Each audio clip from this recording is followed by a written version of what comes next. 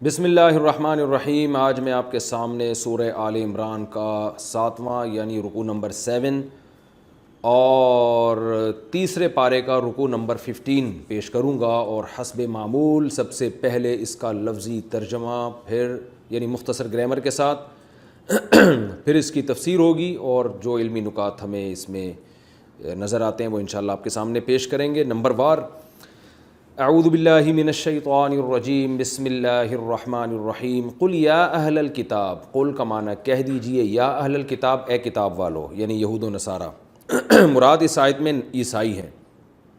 تعالو، آؤ، میں نے بتایا تھا کہ تعال عزت کے ساتھ جب کسی کو بلایا جاتا ہے تو تعال استعمال ہوتا ہے واحد کا صیغہ، اور جمع کے لیے تعالو، آؤ، الی کلمتن، ایک ایسی بات کی طرف، سوائن، جو برابر ہے، بیننا و بینکم، ہمارے اور تمہارے درمیان مشترک چیز ہے، اس کی طرف آ جاؤ۔ وہ کیا ہے؟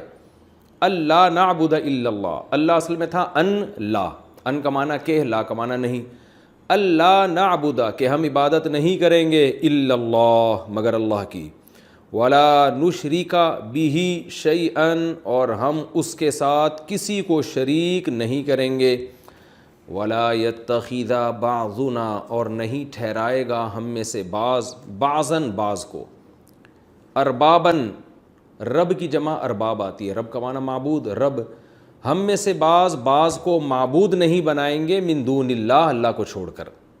فَإِن تَوَلَّوْا، اگر یہ لوگ اعراض کریں، فَقُولُوا، تو ان سے کہہ دیجئے، اشہدوا، تم لوگ گواہ رہو، بِأَنَّا مسلمون، کہ بے شک ہم تو فرما بردار ہیں، بِأَنَّا اصل میں تھا بِأَنَّا نا، کہ ہم تو فرما بردار ہیں۔ یا اہل الکتاب، اے اہل کتاب، لیما تحاجون، لیما کا معنی وائے، کیوں، تحاجون اصل میں تھا تحاجیجون، باب مفعلہ، حجت بازی کرنا، تم کیوں حجت بازی کرتے ہو، فی ابراہیم، ابراہیم کے بارے میں، وما انزلت التوراۃ والانجیل، اور نہیں نازل کی گئی تورات اور انجیل، الا من بعدہ، مگر یہ کہ ابراہیم کے بعد نازل کی گئی ہے، افلا تعقلون، تو تم عقل سے کام نہیں لیتے۔ ہا انتم، ہا کا معنی ارے، ہا تنبیہ کے لیے استعمال ہوتا ہے نا، ہا انتم، ارے تم، ہا اولائی، ایسے ہو، تم تو ایسے ہو، ہا اولائی شاید، تم ایسے ہو، کیسے ہو، حاجج تم، کہ تم نے حجت بازی کی ہے، فی ما، اس چیز کے بارے میں، لکم، تمہارے لیے، بھی، اس چیز کا علم ہے، یعنی تم ایسے لوگ ہو کہ تم حجت بازی تم کر چکے ہو ہم سے ایسے معاملے میں جس کا تمہیں علم ہے، فلیما تحاجون، تو پھر تم حجت بازی کیوں کرتے ہو، فا کا معنی تو، لما کا معنی کیوں، تو تم حجت بازی کیوں کرتے ہو، فی ما، اس چیز میں، لیس لکم بہ علم، کہ نہیں ہے تمہارے لیے اس چیز کا کوئی علم، یعنی تمہارے پاس اس چیز کا علم ہی نہیں ہے۔ کیا مطلب؟ آسان ترجمہ یہ ہوگا کہ تم ایسے ہو کہ تم ایسی چیز میں تو حجت بازی کی تم نے جس کا تمہیں علم ہے، تو یہ بات تو سمجھ میں آتی ہے، جس کا علم ہو، دلیل ہو، اس پہ بحث کرنی چاہیے، لیکن ایسی چیز میں حجت بازی کیوں کر رہے ہو جس کا سرے سے تمہیں علم ہی نہیں ہے۔ واللہ یعلم، اور اللہ جانتا ہے، وانتم لا تعلمون، اور تم نہیں جانتے۔ ما کان ابراہیم یہودیا، نہیں تھے ابراہیم یہودی، ولا نصرانیا، اور نہ نصرانی یعنی عیسائی بھی نہیں تھے، ولیکن، لیکن وہ تھے، کانا، وہ تھے، حنیفاً، حنیف کئی دفعہ یہ میں ڈیفائن کر چکا ہوں، حنف کہتے ہیں میلان، ایک سائٹ کو، ایک طرف کو جانا، تو باطل چیز سے ہٹ کے جب انسان سیدھی طرف کو جاتا ہے تو اس کو حنیف کہا جاتا ہے، ایسے شخص کو۔ تو حنیفاً یعنی غلط چیزوں سے ہٹ کر سیدھے راستے پہ چلنے والے تھے، مسلماً، اور اللہ کے مکمل فرما بردار تھے، وما کان من المشرکین، اور ابراہیم علیہ السلام مشرکین میں سے نہیں تھے۔ ان اول الناس بابراہیم، بے شک سب سے زیادہ قریب ابراہیم کے، اولا کا معنی ہوتا ہے ولی، یلی کا معنی ہوتا ہے کسی سے ملا ہوا ہونا، ولی یلی، سمیع حسیب یحسب کی طرح، اور اولا ازربو کی طرح، ازربو دوسرے کے مقابلے میں زیادہ مارنے والا، تو اولا دوسرے کے مقابلے میں زیادہ قریب۔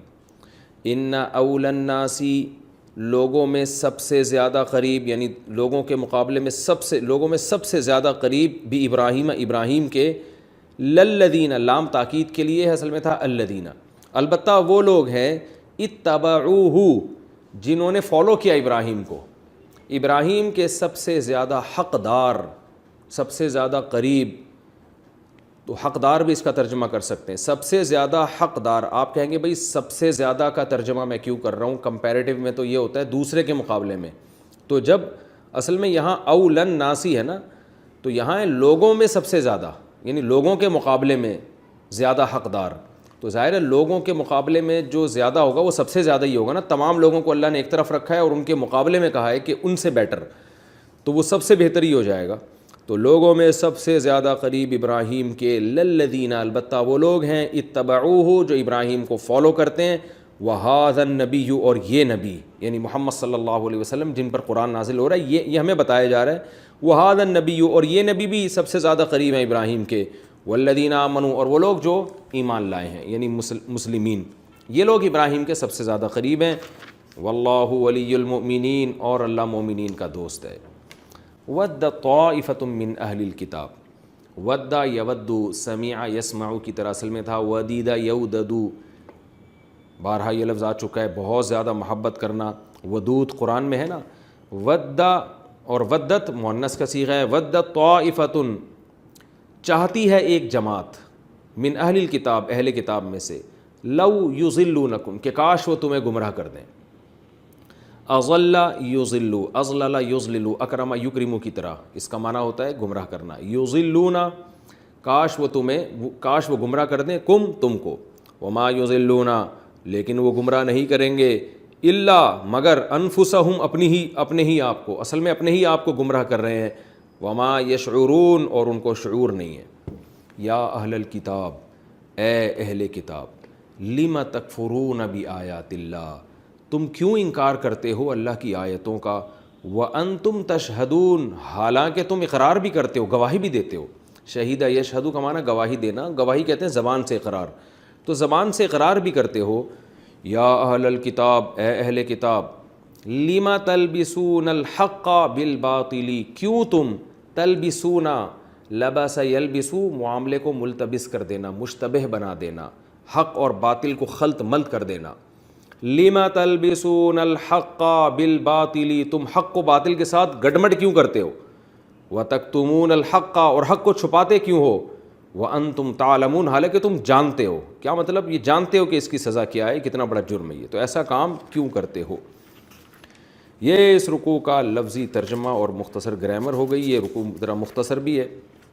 اب ہم اس کی تفسیر کی طرف چلتے ہیں. اہل نجران سے بات ہو رہی تھی اور عیسائیوں سے خطاب چل رہا تھا، تو یہ ان رکوع میں زیادہ تر خطاب عیسائیوں سے ہی ہے.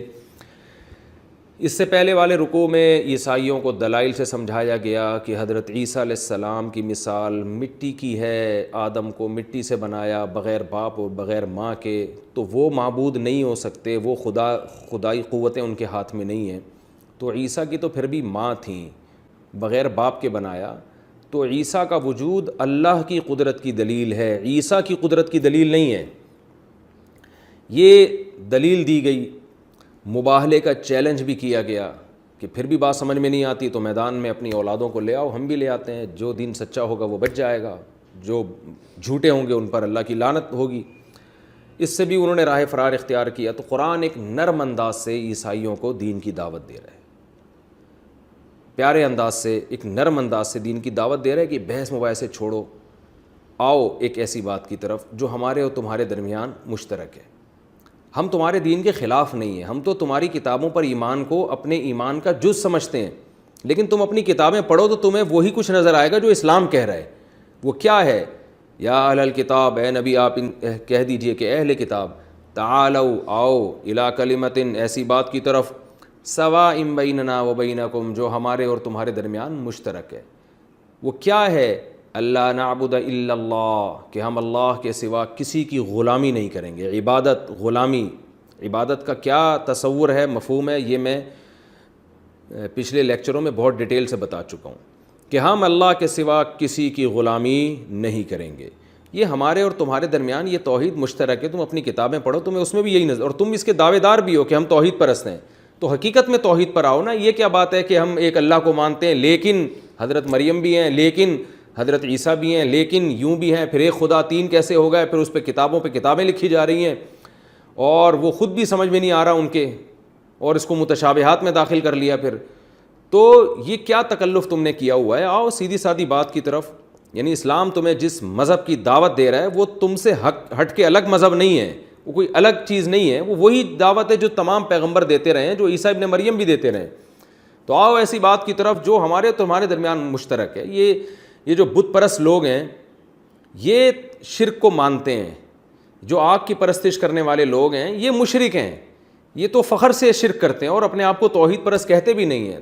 تمہاری تو بیس توحید پر ہے. تو اسلام تمہیں اسی چیز کی دعوت دے رہا ہے جو ہمارے تمہارے درمیان مشترک ہے. آؤ ایسی بات کی طرف جو ہمارے تمہارے درمیان مشترک ہے. اللہ نعبد الا اللہ، کہ ہم اللہ کے سوا کسی کی عبادت نہیں کریں گے. ولا نشرک بہ شیئا، اللہ کے ساتھ کسی کو شریک نہیں کریں گے.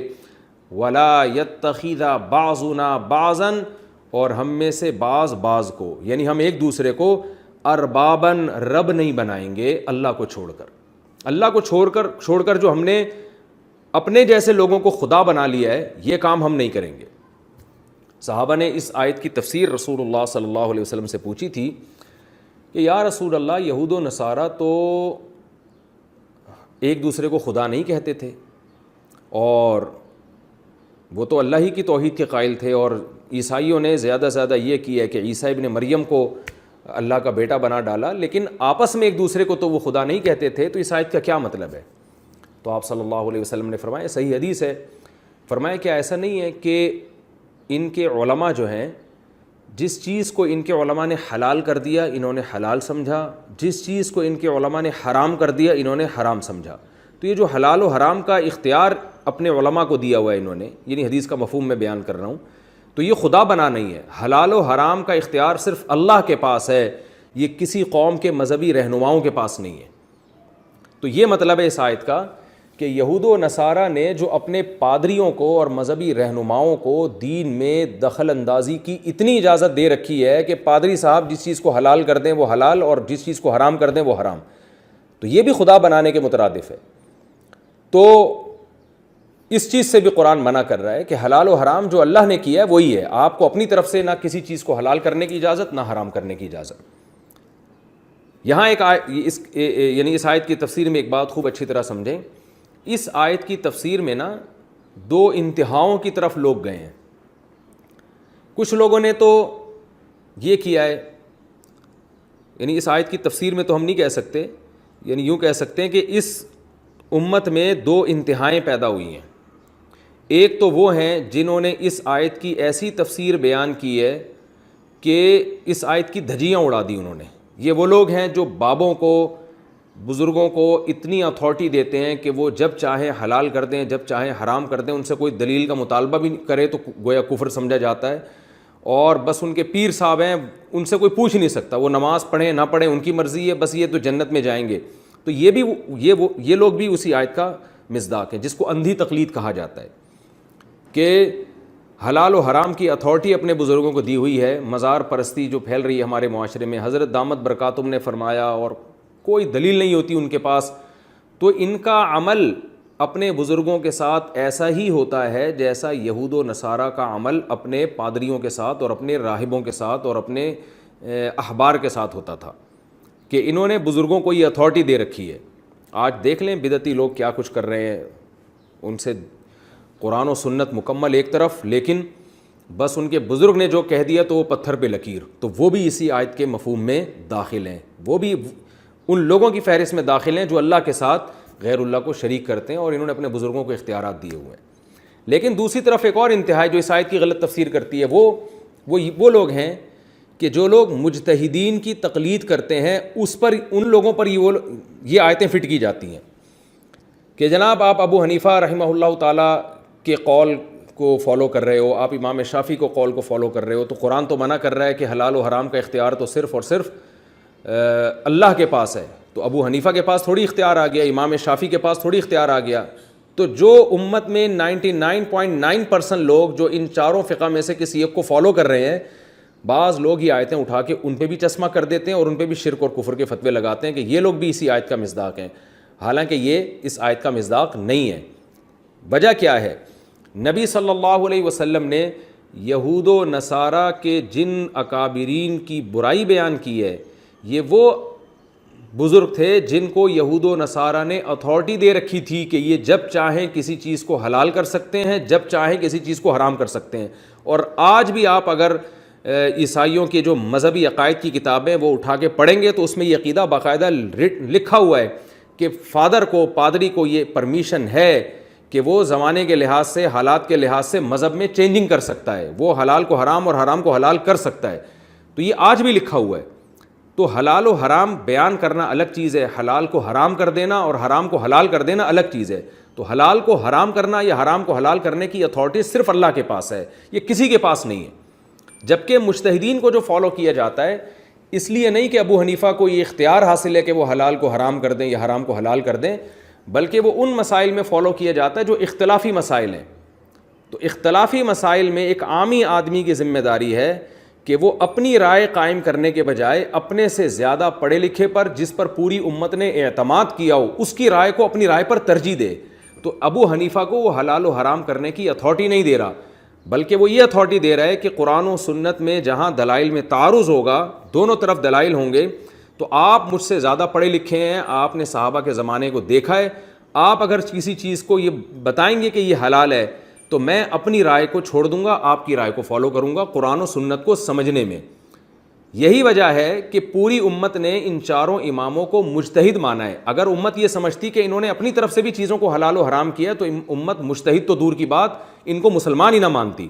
اس لیے کہ کسی مجتہد کو یہ اجازت نہیں ہے کہ حدیث میں ایک مسئلہ بیان ہوا اور وہ اس کے اپوزٹ اپنی رائے قائم کرے. ایسا کام اگر کوئی مجتہد کرے گا تو وہ مجتہد تو دور کی بات، وہ اسلام سے خارج ہو جائے گا. تو لہذا جو جاہل پیر اور بابے قرآن و سنت کے مقابلے میں اپنی رائے پیش کرتے ہیں وہ خود بھی اسلام سے خارج ہیں اور ان بابوں کو فالو کرنے والے لوگ بھی اسلام سے خارج ہیں اور اس آیت کا مصداق ہیں. اور جو علماء مجتہدین، وہ علماء جن پر پوری امت نے اجماع کیا، فروعی مسائل میں اگر کوئی شخص ان کی رائے کو فالو کرتا ہے، ان کی تقلید کرتا ہے، تو وہ اس کا مصداق نہیں ہے، کیونکہ وہ یہ اتھارٹی نہیں دے رہا ابو حنیفہ یا امام شافعی کو کہ آپ جب چاہیں کسی چیز کو حلال کر دیں یا حرام کر دیں. وہ یہ اتھارٹی دے رہا ہے کہ جہاں مسائل میں اختلاف ہوگا تو میرا جو مینٹل لیول ہے اور میرا جو علم کا لیول اور تقوی کا لیول بہت کم ہے. آپ صحابہ کے دور کے قریب ہیں، آپ نے صحابہ تابعین کو نمازیں پڑھتے ہوئے دیکھا ہے، تو میں اپنی رائے پر آپ کی رائے کو ترجیح دوں گا. کیونکہ ایک عامی آدمی کسی بھی فیلڈ میں اپنے سے ماہر کی رائے کو ترجیح دیتا ہے، یہی عقل کا تقاضا ہے. آپ اگر ڈاکٹر نہیں ہیں، آپ کتابیں پڑھ کے، میڈیکل سائنس کی کتابیں پڑھ کے آپ کی ایک رائے قائم ہوتی ہے، لیکن ڈاکٹر کی دوسری رائے ہے، تو ایک عامی آدمی کو کہا جائے گا کہ پراپر ڈاکٹر کو فالو کرو. اس میں یہ دلیل دینا صحیح نہیں ہوگا کہ تم دلیل کے بجائے اندھی تقلید کر رہے ہو. یہ اندھی تقلید نہیں ہے، اس لیے کہ اندھی تقلید پڑھے لکھے کی نہیں ہوتی، متقی اور پرہیزگار کی نہیں ہوتی. اندھی تقلید اپنے جیسے جاہلوں کی ہوتی ہے یا ان عالموں کی ہوتی ہے جو خود لوگوں کو اندھے راستے پہ چلا رہے ہوں. تو جیسے ایک عام آدمی میڈیکل سائنس میں کسی ڈاکٹر کو اگر فالو کرتا ہے تو اس کو اندھا مقلد نہیں کہا جا سکتا، ایسے ہی کوئی شخص اگر قرآن و سنت پہ پورا عبور نہیں رکھتا تو وہ اگر کسی مجتہد کو فالو کرتا ہے تو یہ اندھا مقلد نہیں ہے، یہ تقلید علی وجہ البصیرہ ہے. اور ان لوگوں پر اس طرح کی آیتیں فٹ کرنا یہ بھی جہالت ہے. اور کمال کی بات یہ ہے کہ جو لوگ اس طرح کی آیتیں مجتہدین کو فالو کرنے والے لوگوں پر فٹ کر رہے ہوتے ہیں وہ خود کسی نہ کسی کی شخصیت میں ایسے مبتلا ہوتے ہیں کہ یہ میرا تجربہ مشاہدہ ہے کہ وہ خود کسی ایک شخص کو مان رہے ہوتے ہیں، اور وہ جب کسی حدیث کو صحیح کہہ دے تو یہ صحیح مان لیں گے، وہ ضعیف کہہ دے تو ضعیف مان لیں گے، وہ کہہ دے یہ کام جائز ہے تو جائز مان لیں گے، وہ کہہ دے ناجائز ہے تو ناجائز مان لیں گے. تو یہ ایسی اندھی تقلید کر رہے ہوتے ہیں کہ اصل میں ان کے اوپر یہ آیتیں فٹ ہوتی ہیں، لیکن یہ 99.9% امت جو مجتہد جن کو فالو کرتی ہے ان کو کے فالوورز کو یہ آیتیں فٹ کرتے ہیں. تو یہ دو انتہاؤں کا امت شکار ہے اس وقت. اعتدال کا راستہ یہی ہے جو میں نے آپ کے سامنے بیان کیا کہ اس سے وہ لوگ مراد ہیں جن کو باقاعدہ یہ اتھارٹی دی گئی ہو کہ وہ جب چاہیں حلال کو حرام کر دیں اور حرام کو حلال کر دیں. ہم مجتہدین کو یہ اتھارٹی نہیں دیتے کہ وہ جب چاہیں حلال کو حرام کر دیں اور حرام کو حلال کر دیں، کیونکہ اگر ہم یہ سمجھتے کہ مجتہدین نے یہ کام کیا ہے کہ اپنی مرضی سے حلال و حرام کے فیصلے کیے ہیں تو وہ مجتہد تو دور کی بات، ہم ان کو اسلام سے خارج سمجھیں گے، پھر اس مسلمان سمجھیں گے ہی نہیں، اور ان کے اتباع کرنے والا بھی اسلام سے خارج ہے. تو یہ خوب اچھی طرح سمجھ لیں. البتہ یہ بات ضرور ہے کہ کسی شخص کے پاس، کسی مجتہد جس میں خود صلاحیت ہو، وہ قرآن و سنت کو بہت اچھی طرح سمجھ گیا ہو اور بھرپور طریقے سے اس میں قرآن و سنت کی سمجھنے کی صلاحیت پیدا ہو گئی ہو اور صرف اپنی رائے پر اعتماد نہ ہو بلکہ امت نے بھی اس کے بارے میں گواہی دی ہو کہ یہ واقعی مجتہد ہے، تو اس کے سامنے اگر دلائل قطعیہ سے ثابت ہو جائے اسلام کی دلائل سے کہ یہ مسئلہ اس طرح ہے، اور مجتہد کے بارے میں ثابت ہو جائے کہ مجتہد کے پاس چونکہ دلیل نہیں پہنچی تھی اس لیے اس نے اس کے خلاف فتویٰ دیا ہے، تو ایسے موقع پہ جب کسی شخص کے سامنے جو مجتہد کے درجے پر فائز ہو اس کے سامنے یہ بات اظہر من الشمس واضح ہو جائے کہ شریعت میں مسئلہ ایسے ہے اور ابو حنیفہ سے یا امام شافعی سے اس مسئلے میں غلطی ہوئی ہے کیونکہ ان تک حدیث نہیں پہنچی تھی، ایسے موقع پر بھی اگر وہ مجتہد کو فالو کرتا ہے تو پھر وہ یقیناً ان آیتوں کا محتاج ہے، ان آیتوں کا مصداق ہے۔ وجہ اس کی ہے کہ اس کو صاف طور پہ پتہ چل گیا کہ اسلام یہ کہہ رہا ہے، لیکن وہ اسلام کو چھوڑ کر کسی مجتہد کے پیچھے چل رہا ہے، ایسے مجتہد کے جس کے بارے میں اس کو معلوم ہے کہ ان تک حدیث نہیں پہنچی تھی، اس لیے وہ بیچارے فتویٰ دینے میں معذور تھے، جب حدیث پہنچ جاتی تو وہ رجوع کر لیتے۔ ایسے موقع پر بھی اگر کوئی کسی عالم کی رائے کو فالو کرتا ہے اور قرآن و سنت کو چھوڑ دیتا ہے تو وہ یقیناً ان آیتوں کا مصداق ہے، لیکن ایسا ہوتا نہیں ہے۔ کہیں ایسا ہو رہا ہے تو وہ آپ کو لگ رہا ہے، حقیقت میں ایسا نہیں ہے۔ مجتہد کی رائے ایک حدیث کے مطابق ہوتی ہے، آپ دوسری حدیث دیکھ رہے ہوتے ہیں، تو اس لیے عامی آدمی کے بارے میں قرآن کی دوسری آیتیں ہیں وَاتَّبِعْ سَبِيلَ مَنْ أَنَابَ إِلَيَّ، اللہ فرماتے ہیں جو میرے راستے پر چل رہا ہے اس شخص کو فالو کرو، تو اللہ خود شخص کو فالو کرنے کا حکم دے رہے ہیں۔ کیا مطلب؟ تمہیں خود قرآن و سنت پر عبور نہیں ہے تو ایسوں کو فالو کرو جن کو قرآن و سنت پہ عبور ہے، تو یہ فالوونگ کا تو قرآن حکم دے رہا ہے۔ فَاسْأَلُوا أَهْلَ الذِّكْرِ إِن كُنتُمْ لَا تَعْلَمُونَ، یہ بھی قرآن کی آیت ہے کہ تمہیں علم نہیں ہے تو اہل علم کو فالو کرو۔ تو وَلَوْ رَدُّوهُ إِلَى الرَّسُولِ وَإِلَىٰ أُولِي الْأَمْرِ مِنْهُمْ، جب بھی کوئی اختلاف ہو تو رسول کی طرف پھیرو اور اولو الامر یعنی علماء کی طرف پھیلو، کیونکہ علماء رسول کی بات کو زیادہ اچھا سمجھتے ہیں۔ تو قرآن مجید نے خود علماء کی اتباع کا حکم دیا ہے، تو اس میں وہ مجتہدین جو قرآن و سنت کا علم ہم سے زیادہ جانتے تھے ان مجتہدین کو فالو کرنا یہ اس آیت میں قطعاً داخل نہیں ہے۔ اور میں ایک آخری بات کر کے اس بحث کو ختم کر کے اگلی آیت کی طرف چلتا ہوں کہ بہت سے لوگ یہ کہتے ہیں کہ جو لوگ مجتہدین کو فالو کرتے ہیں وہ اندھے مقلد ہیں، وہ قرآن و سنت کو چھوڑ رہے ہیں، اور 1300 سال پیچھے جب جا سکتے ہیں ابو حنیفہ یا شافعی کے دور تک تو 100 سال اور پیچھے چلے جائیں، نبی صلی اللہ علیہ وسلم تک کیوں نہیں چلے جاتے وہ؟ تو یہ اصل میں بزبان حال یہ کہہ رہے ہوتے ہیں کہ آپ 1300 سال پیچھے جا رہے ہیں لیکن 100 سال پیچھے کا زمانہ نبی صلی اللہ علیہ وسلم کا ہے، وہاں تک کیوں نہیں جا رہے؟ تو یہ لیبل بہت اچھا لگ رہا ہے، لیکن خود وہ کیا کر رہے ہوتے ہیں کہ وہ 15ویں صدی کے کسی عالم کی تقلید کر رہے ہوتے ہیں۔ تو ہم یہ کہتے ہیں کہ اس زمانے میں آپ 15ویں صدی میں کسی مولانا کی، عالم کی، پروفیسر کی، اسکالر کی جو آپ اتباع کر رہے ہیں تو اس زمانے میں فتنے کا اندیشہ زیادہ ہے۔ آپ 1300-1400 سال پہلے کے مجتہد کی طرف کیوں نہیں چلے جاتے جو آپ سے زیادہ قرآن و سنت کو سمجھتا تھا؟ آپ اس طرف کیوں نہیں چلے جاتے؟ تو یہ سوال ہمارا ان سے ہے کہ آج کے کسی مجتہد کی یا کسی پروفیسر کی تقلید کرنا زیادہ بہتر ہے، اس کی اتباع کرنا زیادہ بہتر ہے، یہ 1400 سال پہلے؟ تو یہ جواب میں کہتے ہیں کہ ہم تو کسی کی بھی نہیں کر رہے، ہم تو نبی کی حدیث کو فالو کر رہے ہیں۔ تو یاد رکھیں یہ لوگ جو باتیں کر رہے ہیں نبی کی حدیث کو، نبی کی حدیث صرف ایک طرف نہیں ہوتی، دوسری طرف بھی ہوتی ہے۔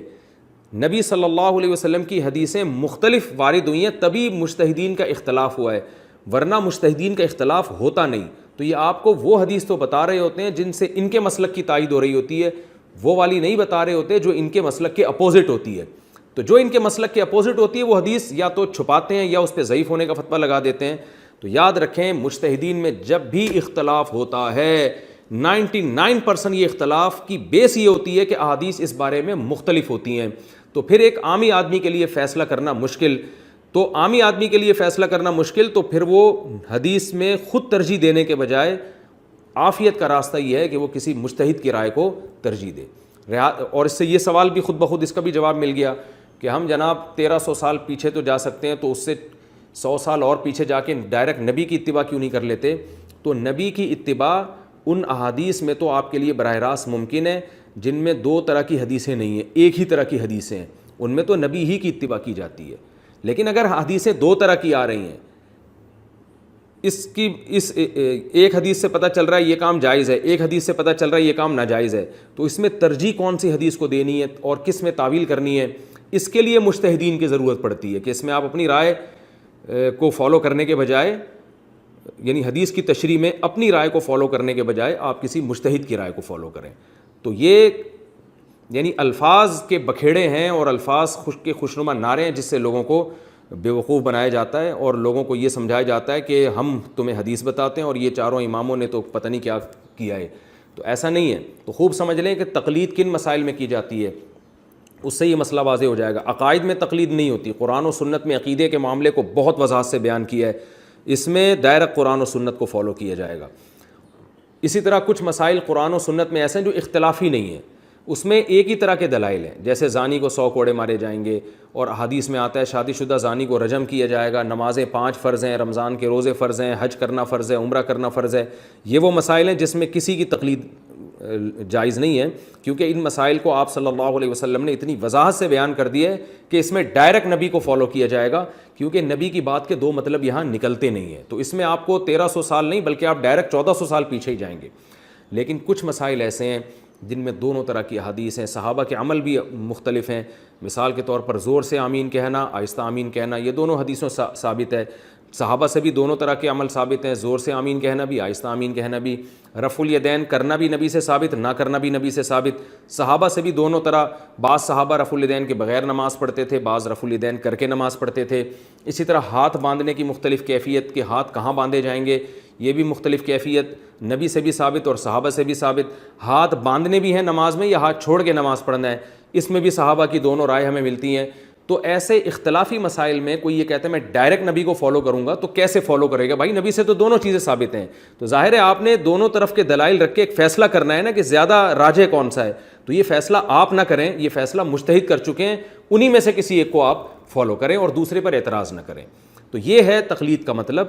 یہ مطلب نہیں ہے کہ اندھی تقلید ہو رہی ہے کہ قرآن و سنت میں ایک مسئلہ انتہائی وضاحت سے بیان کر دیا اور آپ پھر بھی ابو حنیفہ کے پیچھے چل رہے ہیں.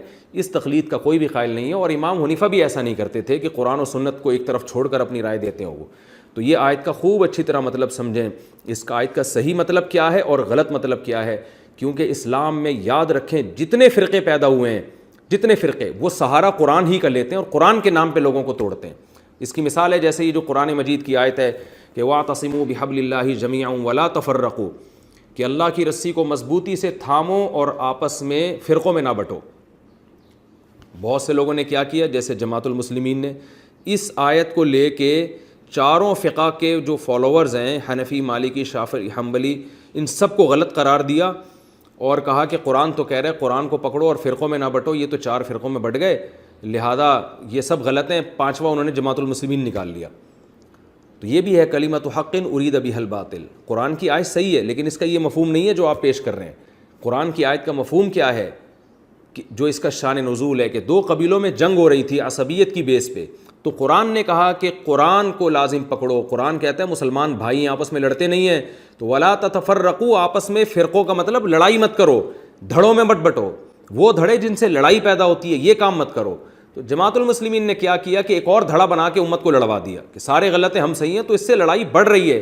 تو آیت کی دھجیاں اڑائی جا رہی ہیں لیکن غلط مفہوم پیش کر کے اپنے آپ کو صحیح ثابت کیا جا رہا ہے.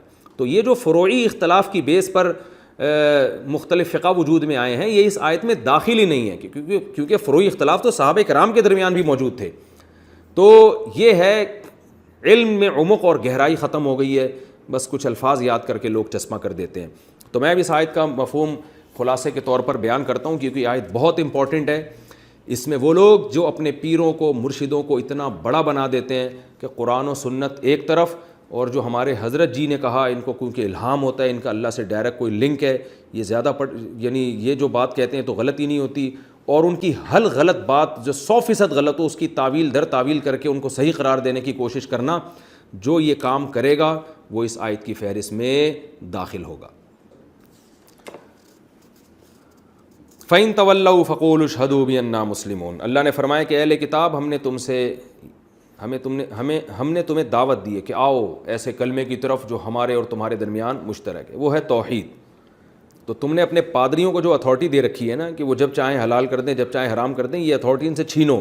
ان کا کام ہے حلال کو حلال بیان کرنا. بیان کرنے میں ان کو فالو کر سکتے ہو کیونکہ یہ تم سے زیادہ پڑھے لکھے ہیں, تم سے زیادہ تورات اور انجیل کو جانتے ہیں. تو یہ اتھارٹی ان کے پاس نہیں ہے.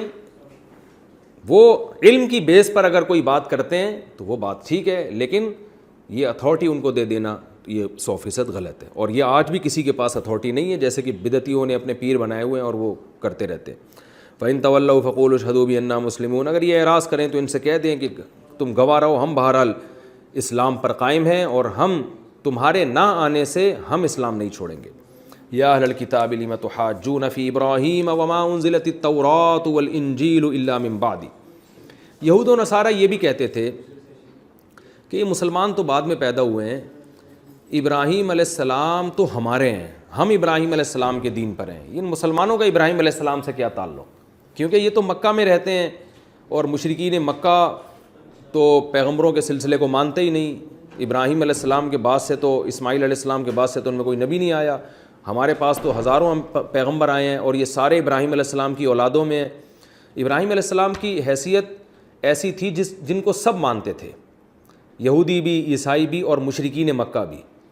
لیکن چونکہ اہل کتاب کے پاس علم تھا اور وہ ابراہیم علیہ السلام کے دین کے نسبتاً قریب تھے، لہذا وہ یہ دعویٰ کیا کرتے تھے کہ مسلمانوں نے اپنے آپ کو کب سے ابراہیم علیہ السلام کے فالوورز میں داخل کر لیا ہے، ابراہیم تو ہمارے مذہبی رہنما ہیں۔ یہودی بھی کہتے تھے اور عیسائی بھی کہتے تھے، کیونکہ حضرت موسیٰ، حضرت داؤد، یہ سارے حضرت ابراہیم علیہ السلام کی اولاد میں پیدا ہوئے ہیں۔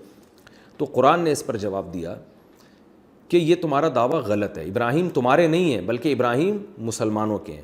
وجہ کیا ہے کہ ابراہیم علیہ السلام کا جو توحید والا عقیدہ تھا وہ بھی مسلمان اس کو فالو کر رہے ہیں، اور ابراہیم علیہ السلام کی اصل شریعت کیا تھی؟ اپنے آپ کو مکمل اللہ کے حوالے کر دینا۔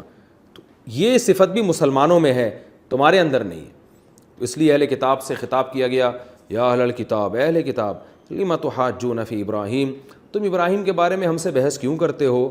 وما انزلت التوراۃ والانجیل الا من بعد، تورات اور انجیل تو ابراہیم علیہ السلام کے بعد نازل ہوئی ہے، تو ابراہیم علیہ السلام یہودی یا عیسائی کیسے ہو سکتے ہیں؟ یہود و نصارہ یہ بھی کہتے تھے کہ ہمارا جو مذہب ہے نا، جن تفصیلات کے ساتھ، یہ پوری تفصیلات کے ساتھ ابراہیم علیہ السلام انہی جزیات کے ساتھ مذہب پہ عمل کرتے تھے، لہذا عملاً وہ بھی یہودی تھے، یہودی یہ کہتے تھے، اور عیسائی کہتے تھے پریکٹیکلی حضرت ابراہیم علیہ السلام عیسائی تھے، کیونکہ جو عیسائی مذہب ہے، جو انجیل میں جو مسائل لکھے ہوئے ہیں، وہ پورے مسائل پر ابراہیم علیہ السلام عمل کرتے تھے، لہذا وہ عملاً عیسائی ہی تھے۔ تو قرآن کہہ رہا ہے بھائی تمہاری شریعت بعد میں نازل ہوئی ہے، تورات اور انجیل، تو اس کے جو احکام ہیں وہ ابراہیم علیہ السلام کو جو احکام دیے گئے تھے وہ اس سے تھوڑے ڈیفرنٹ تھے، کیونکہ ہر نبی میں کچھ فروعی مسائل تبدیل کر دیے جاتے تھے زمانے کے لحاظ سے، تو ان کو یہودی یا عیسائی کہنا یہ تو حماقت ہے، کیونکہ یہودیت اور عیسائیت تو بعد میں نازل ہوئی ہے، یہودیت آئی ہے تورات کے بعد اور عیسائیت آئی ہے انجیل کے بعد، تو ابراہیم علیہ السلام کو تم یہودی یا عیسائی کیسے کہہ سکتے ہو؟ تو اپنے کھاتے میں کس بیس پہ ڈال رہے ہو؟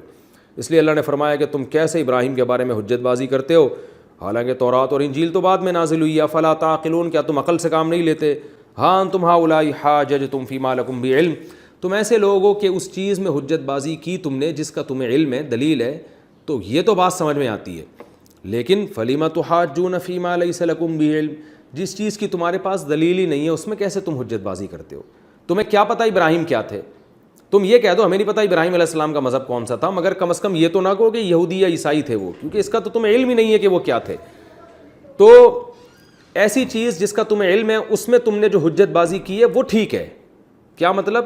تم حضرت عیسیٰ کو اللہ کا پیغمبر ثابت کرنے کی کوشش کرتے ہو، ٹھیک ہے، تم حضرت عیسیٰ علیہ السلام کے معجزوں کا تذکرہ کرتے ہو، یہ اس کا تمہیں علم ہے، تمہاری کتابوں میں تواتر کے ساتھ چلا آ رہا ہے، یہ ٹھیک ہے، یہ ہم بھی مانتے ہیں، لیکن ایسی چیز جس کا تمہیں علم ہی نہیں ہے، ابراہیم تو ان سے بہت پہلے سے گزرے، ان کے پاس تو ان کی تو تعلیمات تمہارے پاس پورے طور پر محفوظ ہی نہیں ہے، تو تم کیسے ان کے بارے میں بحث کر رہے ہو؟ واللہ یعلم وانتم لا تعلمون، اللہ جانتا ہے تم نہیں جانتے۔ پھر آگے اللہ نے صاف طور پہ فرمایا ما کان ابراہیم یہودیا ولا نصرانیا، اس خوش فہمی میں مت رہو، ابراہیم علیہ السلام نہ تو یہودی تھے اور نہ عیسائی تھے، ولکن کان حنیفا، ایک صفت تھی ان کے اندر کہ وہ حنیف کا مطلب ان کی یہ نیچر تھی کہ وہ ہر باطل چیز سے منہ موڑ کر سیدھے راستے پہ چلتے تھے، مسلمن، اسلام کہتے ہیں فرما برداری، اور انہوں نے مکمل اپنے آپ کو اللہ کے سپرد کیا ہوا تھا۔ تو یہ کوالٹی اپنے اندر پیدا کرو، تو پھر تم اپنے آپ کو کہہ سکتے ہو کہ ہم ابراہیم کو مانتے ہیں اور ابراہیم کے دین پر ہیں۔ تو یہ کوالٹی مسلمانوں میں ملے گی، تمہیں محمد صلی اللہ علیہ وسلم میں ملے گی، جیسے جیسے ان کو آرڈر کیا جا رہا ہے وہ اس آرڈر پر عمل کر رہے ہیں۔ تو اس لحاظ سے ابراہیم علیہ السلام مسلم تھے اور مسلمان ان کے زیادہ قریب ہیں. تم چونکہ اللہ کے حکام کو تم نے تو تورات اور انجیل پر صحیح طرح عمل نہیں کیا تو تم اپنے آپ کو ابراہیم کی فہرست میں داخل نہیں کر سکتے. وما کان من المشرکین، اور عقیدہ ابراہیم کا یہ تھا کہ وہ مشرکین میں سے نہیں تھے، جبکہ تم تو شرک کرتے ہو.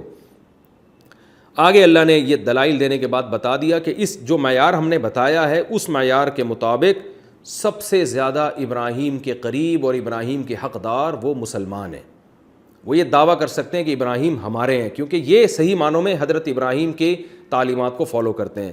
اس لیے اللہ نے فرمایا انا اولى الناس بابراہیم للذین اتبعوہ، بے شک ابراہیم کے سب سے زیادہ حقدار اور قریب وہ لوگ ہیں جو ابراہیم کو فالو کرتے ہیں. تو جو حقیقی معنوں میں حضرت ابراہیم کو جن لوگوں نے فالو کیا ان سالوں میں، ان صدیوں میں، تو وہ ہیں وہذا النبی، اور یہ جو نبی ہیں محمد صلی اللہ علیہ وسلم. اللہ گویا اشارہ کر کے کہنے رہے یہ نبی ہیں اصل جو ابراہیم کے حقدار ہیں. والذین آمنوا، اور وہ لوگ جو ایمان لانے والے ہیں یعنی مؤمنین، یہ لوگ ہیں ابراہیم علیہ السلام کے اصل فالوورز. واللہ ولی المؤمنین، اور اللہ ایسے مومنین کا دوست ہے.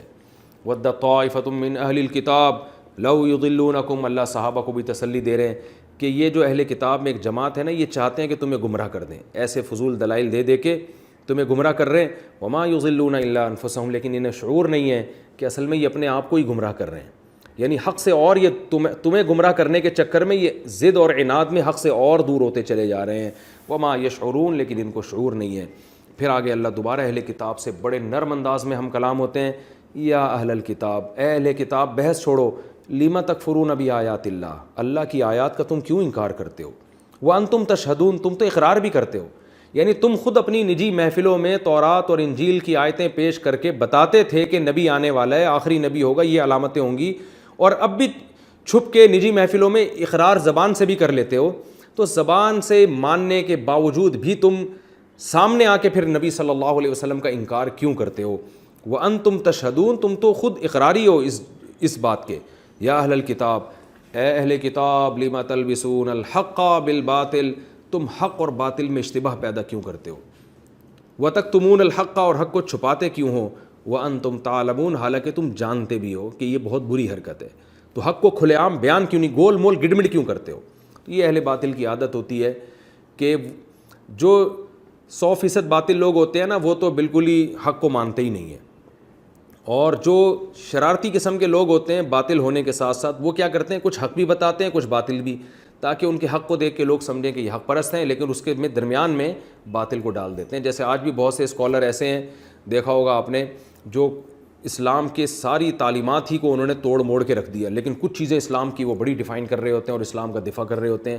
تو اس سے لوگ سمجھتے ہیں کہ بڑے نیک لوگ ہیں، حق پرست ہیں، دیکھو اسلام کی تعریفیں کر رہے ہیں، لیکن اسلام کے بنیادی حکام کی جڑیں کھوکھلی کر دیتے ہیں وہ. تو یہ ہے حق اور باطل میں خلط ملط کر دینا. تو اللہ فرماتے ہیں حق کو باطل کے ساتھ خلط مت کرو، یعنی حق کو ایسے بیان مت کرو کہ باطل کو ایسے بیان نہ کرو کہ وہ تمہیں حق لگنے لگے. تو یہ کام مت کیا کرو. بسم اللہ الرحمن الرحیم، نحمدہ ونصلی علی رسولہ الکریم. تیسرے پارے کا رکوع نمبر 15 اور سورہ آل عمران کا رکوع نمبر 7. اس رکوع کا لفظی ترجمہ بھی ہو چکا، مختصر گرامر بھی، اس کی تفسیر بھی. اس میں کچھ علمی نکات تھے، میں نے عرض کیا تھا مختصراً بیان کروں گا، بہت تھوڑا سا ہے. اس کے بعد ہم اگلے رکوع کی طرف چلتے ہیں. اعوذ باللہ من الشیطان الرجیم، بسم اللہ الرحمن الرحیم. قل یا اہل الکتاب تعالوا الی کلمۃ سواء بیننا وبینکم الا نعبد الا اللہ. اے اہل کتاب، ایسی بات کی طرف آؤ جو ہمارے اور تمہارے درمیان مشترک ہے کہ ہم اللہ کے سوا کسی کی عبادت نہیں کریں گے اور اس کے ساتھ کسی کو شریک نہیں بنائیں گے. اس میں ہمیں تبلیغ کا ایک ادب پتہ چلتا ہے کہ جب بھی آپ کسی کو دین کی دعوت دیں گے تو کچھ چیزیں آپ میں اور آپ کے مخالف میں کامن ہوتی ہیں، تو پہلے ان کامن چیزوں پہ لایا جائے اس کو، اختلافی چیز بعد میں. چونکہ اہل کتاب یعنی یہود اور عیسائیوں کا یہ دعویٰ تھا کہ ہم توحید پرست ہیں، ہم ایک خدا کو ماننے والے ہیں، تو یہاں بھی اللہ نے فرمایا ان سے کہیے کہ آؤ ایسی بات کی طرف جو ہمارے تمہارے درمیان مشترک ہے، وہ توحید یعنی اصل توحید پر آ جاؤ. تو ہمیں بھی اس کا خیال کرنا چاہیے کہ جب بھی کسی کو ہم دعوت دیں تو یہ دیکھیں کہ کچھ چیزیں ہمارے اور اس کے درمیان مشترک ہیں. مثال کے طور پر جب آپ ملحد کو یعنی جو خدا کا انکار کرنے والے ہیں نا ان کو دین کی دعوت دیں تو اس میں نماز روزے کی طرف نہیں آتا انسان کہ اس میں آپ زکوٰۃ اور نماز کا تذکرہ شروع کر دیں. جو خدا کا انکار کرتا ہے وہ انکار کرتا ہے عقل کی بیس پہ, تو اس کو دعوت دی جائے کہ آؤ عقل سے فیصلہ کرواتے ہیں ہم کہ تم اپنے دعوے میں سچے ہو یا ہم اپنے دعوے میں سچے ہیں. تو ہوتا یہ گڑبڑ یہ ہوتی ہے کہ لوگ غیر ضروری تفصیل میں جانا شروع کر دیتے ہیں. تو ایک آدمی کی بیس ہی ٹھیک نہیں ہے, وہ ابھی خدا کے وجود ہی کا منکر ہے, تو آگے جنت جہنم اور باقی ساری چیزوں پر تو وہ اعتراض کرتا رہے گا اور وہ اعتراض کر کر کے آپ کو الجھاتا رہے گا, کیونکہ ہر چیز کا جواب عقل سے ممکن نہیں ہے. تو بیسک چیز کیا ہے کہ ہم ملحد کو جب دعوت دیں گے تو ہم کہیں گے عقل سے فیصلہ کرواؤ کہ کیا ایک روبوٹ جو ہے وہ خود سے وجود میں آ سکتا ہے. اگر نہیں آ سکتا تو روبوٹ کا موجد جو انسان ہے, جو روبوٹ سے زیادہ ذہین ہے, وہ کیسے وجود میں آ گیا.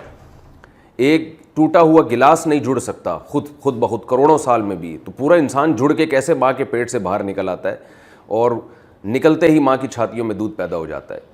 تو یہ اصول اور ضابطے کی بات ہوتی ہے کہ جو آپ کا فریق مخالف ہے اس کو اس چیز پہ لے کر آئیں جس کو وہ بھی حجت مانتا ہے اور آپ بھی حجت مانتے ہیں.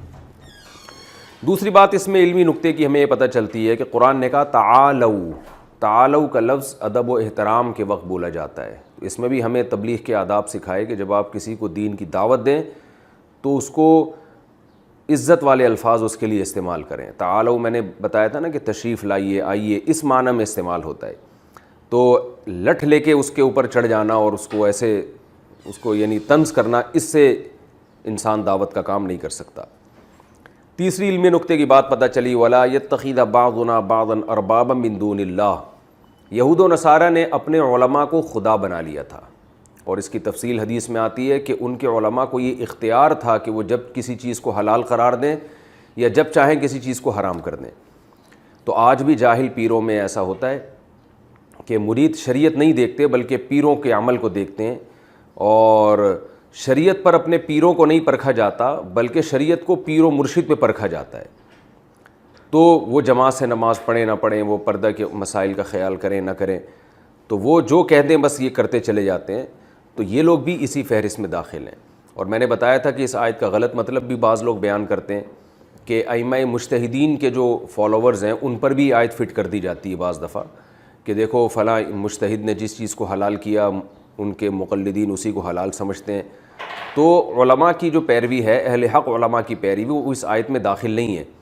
اس کی وجہ یہ ہے کہ حدیث میں یہ نہیں آتا کہ وہ حلال کو حلال بتاتے تھے, حرام کو حرام بتاتے, بلکہ حرام کو حلال کرنا اور حلال کو حرام کرنے کا رائٹ ان کے پاس تھا. اور یہ آج بھی عیسائیت اسی کی قائل ہے کہ پادری کو یہ رائٹ ہے, پادری کو یہ حق حاصل ہے کہ وہ تبدیلی کر سکتا ہے, جبکہ مسلمانوں کا اپنے مجتہدین محدثین علماء کے بارے میں قطعاً یہ خیال نہیں ہے کہ ان کو حلال کو حرام یا حرام کو حلال کرنے کا حق حاصل ہے, بلکہ وہ ان کو فالو صرف اس بیس پہ کرتے ہیں کہ حلال و حرام کا علم ان کے پاس ہم سے زیادہ ہے, یہ قرآن و سنت کو ہم سے زیادہ سمجھتے ہیں.